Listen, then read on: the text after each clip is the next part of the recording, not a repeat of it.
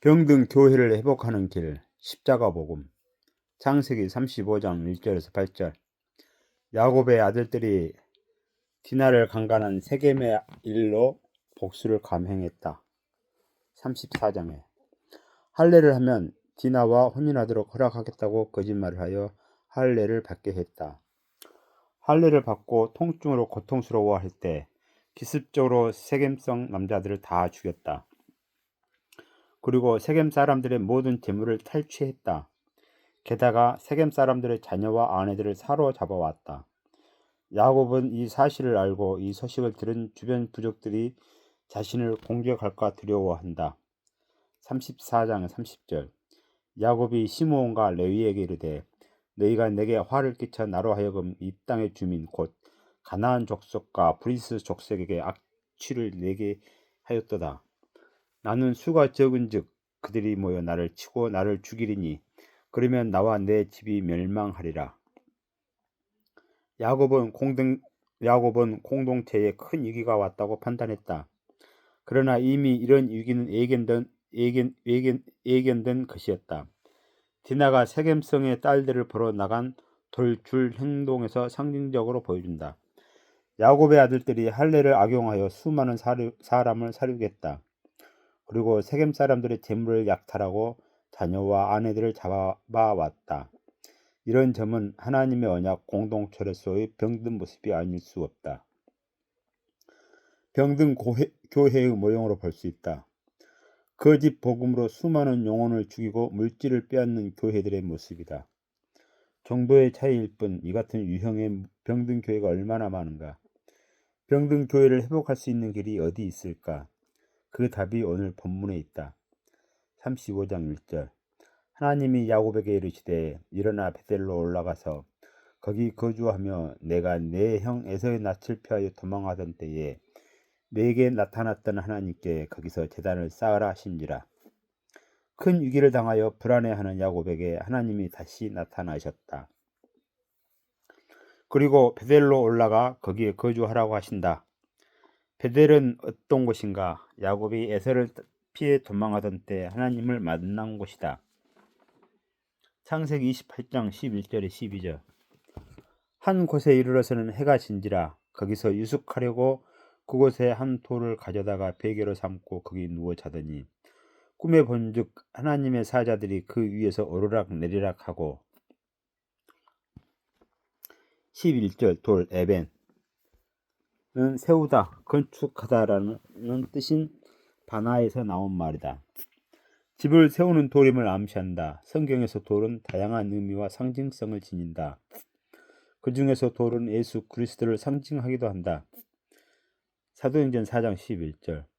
이 예수는 너희 건축자들의 버린 돌로서 집 머퉁이의 머릿돌이 되었느니라. 베드로전서 2장 4절. 사람에게는 버림바가 되었으나 하나님께는 택하심을 입은 보배로운 산 돌이신 예수께 나아가. 11절. 베개 메리아사란 머리 두는 곳 지배권이라는 뜻이 있다. 따라서 돌베개를 베는 것은 그리스도에게 머리를 두었다는 뜻으로 볼 수 있다. 또는 지배권이 그리스도에게 있다는 뜻으로 이해할 수 있다. 이런 관점에서 야곱이 돌베개를 베었다는 점을 살펴볼 필요가 있다. 야곱은 언약 자손이다. 신약으로 말하면 구원받은 하나님의 아들이다. 구원받는 하나님 아들의 머리가 그리스도라는 말이다. 이것을 다른 말로 그리스도가 교회의 머리라고 한다. 골로새서 1장 18절. 그는 몸이 교회의 머리시라. 11절 하반절. 그곳에 한 돌을 가져다가 베개로 삼고 거기 누워 자더니 누워 자다 샤카브는 동침하다, 쉬다, 눕다, 죽다 등의 뜻이 있다.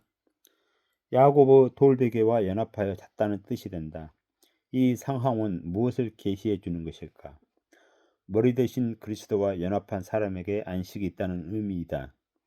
그리스도와 한 몸이기 때문에 진정한 안식을 누린다. 야곱이 돌베개를 베고 자면서 꿈을 꾸었다.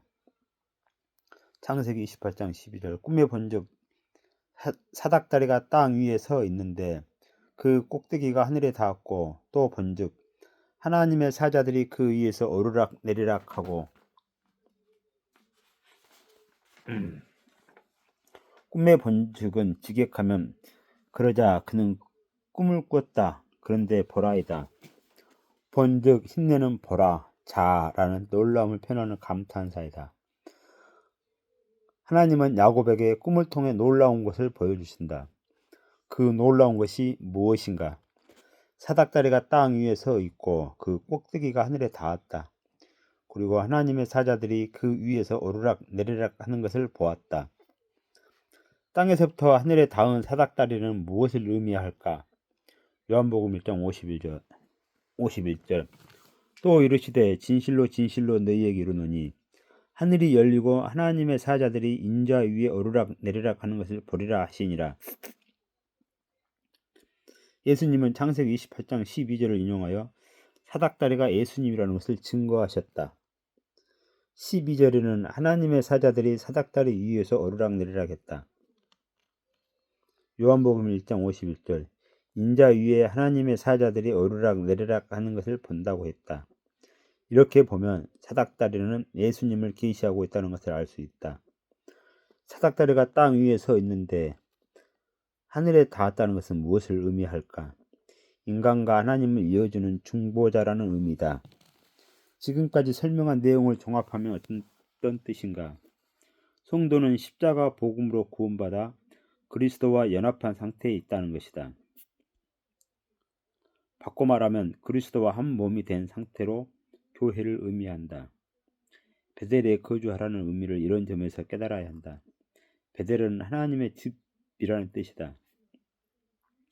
그리스도와 한 몸이 된 상태란 하나님의 집이 된 것을 의미한다. 고전 3장 16절 너희는 너희가 하나님의 성전인 것과 하나님의 성령이 너희 안에 계시는 것을 알지 못하느냐. 하나님의 성령이 내 안에 계시는 것은 성령과의 연합이다. 다른 말로 그리스도와의 연합이라고 할 수 있다. 이런 상태를 하나님의 성전 또는 하나님의 집이라고 한다. 따라서 베델에 거주하는 것은 주님과 연합하여 산다는 뜻이다. 특정한 건물, 즉 사람이 성전이라 일컫는 어떤 건물 안에 머무르라는 말이 아니다. 교회의 회복, 신자의 회복을 이런 점에서 생각해야 한다. 십자가 복음으로 구원받아 주님과 연합하는 신자가 되는 것이다. 명목상 신자가 이런 신자로 바뀌는 것이 진정한 회복이다. 하나님은 베델에서 제단을 쌓으라고 하셨다. 1절 하반절 하나님께 거기서 제단을 쌓으라. 제단은 희생 제물을 바치다라는 뜻인 자바흐에서 왔다. 이렇게 보면 제단을 쌓으라는 신약의 개념으로 어떤 뜻일까? 쌓으라 아사는 일하다 행하다 라는 뜻이다. 요한복음 6장 29절 예수께서 대답하여 이르시되 하나님께서 보내신 이를 믿는 것이 하나님의 일이니라. 이런 제단을 쌓는 일의 본질은 희생제물이신 그리스도를 믿는 것이다. 베델에서 제단을 쌓으라는 의미를 이런 점에서 이해해야 한다. 쉽게 말하면 십자가 복음으로 회복하는 것이다. 교회가 복음을 잃어버리면 영적으로 병들게 된다. 그리고 복음을 모른 채 교회를 다니는 신자들은 복음과 상관없는 신자로 전락한다. 영적으로 병든 신자, 병든 교회를 회복하는 길은 복음밖에 없다. 야곱이 베델에 거주하며 제단을 쌓으라는 하나님의 말씀을 듣고 어떻게 했나? 2절 야곱이 이에 자기 집안 사람과 자기와 함께한 모든 자에게 이르되 너희 중에 있는 이방 신상들을 버리고 자신을 정결하게 하고 너희들의 의복을 바꾸어 입으라. 야곱은 공동체에 이방신을 믿는 이들이 있었다는 점을 알고 있었다는 말이 된다. 그 수가 몇 명이 있는지는 몰라도 적지 않게 있었다는 것을 알 수 있다. 그런데 그동안에 묵인했다는 말이 된다. 이런 점이 바로 병든 공동체의 실상이다. 오늘날 교회도 마찬가지다. 우상이 가득한데도 지도자들이 묵인한다는 것이다. 교회가 병들었다는 증거가 아닐 수 없다. 결국 큰 위기에 처하면서 이방신을 버리라고 한 것이다. 그것도 하나님이 나타나셔서 말씀하신 후에 이런 조치를 했다. 그나마 다행이긴 하나 미리 선제적으로 조치했으면 얼마나 좋았겠나.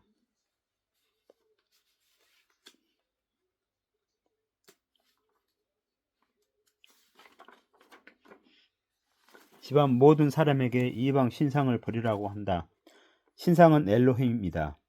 이방인이 믿는 하나님을 의미한다. 이 이방 신을 버리라고 한다. 현대의 교회 공동체에는 이방 신이 없을까? 하나님과 예수님을 믿는다고 하는데 다른 하나님, 다른 예수를 믿는 이들이 많다. 고린도후서 11장 4절 만일 누가 가서 우리가 전파하지 아니한 다른 예수를 전파하거나 혹은 너희가 받지 아니한 다른 영을 받게 하거나 혹은 너희가 받지 아니한 다른 복음을 받게 할 때에는 너희가 잘 용납하는구나. 고린도 교회에 다른 예수를 전파하는 이들이 있었다. 다른 예수를 전파했다는 말은 어떤 뜻일까? 고난 없이 부와 건강, 세상 성공을 보장해주는 예수를 전한 것이다. 이런 예수를 율법주의 예수, 기복주의 예수, 신비주의 예수라고 한다. 이것을 다른 복음이라고 했다. 예수를 믿는다고 하지만 성경이 계시한 예수를 믿는 게 아니다. 이런 것을 두고 우상 숭배라고 한다. 이 우상을 버리라는 것이다.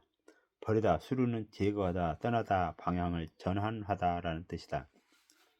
병든 교회를 살리고 회복하는 길이 여기에 있다. 다른 예수에게서 떠나야 한다. 이런 변화가 없이는 병든 교회를 회복하고 살릴 방법이 없다. 병든 교회일수록 참 예수를 전하면 거부하고 다른 예수를 전하면 환호한다. 고린도 교회에서도 다른 예수를 잘 용납하고 받아들였다고 했다. 현대 교회에서도 동일한 일이 벌어지고 있다. 그런데도 왜 다른 예수, 다른 복음을 버리라고 목회자들이 말을 못할까? 목회자부터 다른 예수에 빠졌기 때문일 수 있다. 아니면 교회의 재정에 타격을 받을까 염려하기 때문일 수 있다.